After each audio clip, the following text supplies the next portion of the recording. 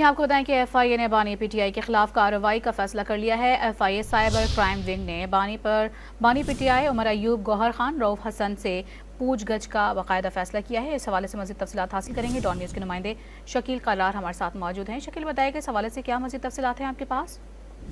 जी बिल्कुल, FIA cyber crime ने इस बारे से बाकायदा इंक्वायरी का आगाज किया है और उसमें बताया गया कि 26 मई को इमरान खान के ऑफिशियल एक्स हैंडल अकाउंट से शेख मुजीबुर रहमान के नाम पर हवाले से एक वीडियो रिलीज हुई थी और एफआईए साइबर क्राइम अब ये देख रहा है कि ये वीडियो इमरान खान को खुद जेल में है, क्या उनकी इमा पर ये जारी हुई, उनकी मंजूरी से जारी हुई। तो इस हवाले से वो पीटीआई के 3 मरकजी जो रहनुमा है बैरिस्टर गौहर, रऊफ हसन और उमर अयूब से भी इस हवाले से पूछताछ करेंगे, मालूमात लेंगे और अगर इमरान खान की इमा पर या उनकी मंजूरी से ये वीडियो जारी हुई तो उसके बाद फिर एफआईए साइबर क्राइम बानी पीटीआई के खिलाफ बाकायदा तौर पर मुकदमा दर्ज करेगी और कानूनी कार्रवाई आगे बढ़ाई जाएगी।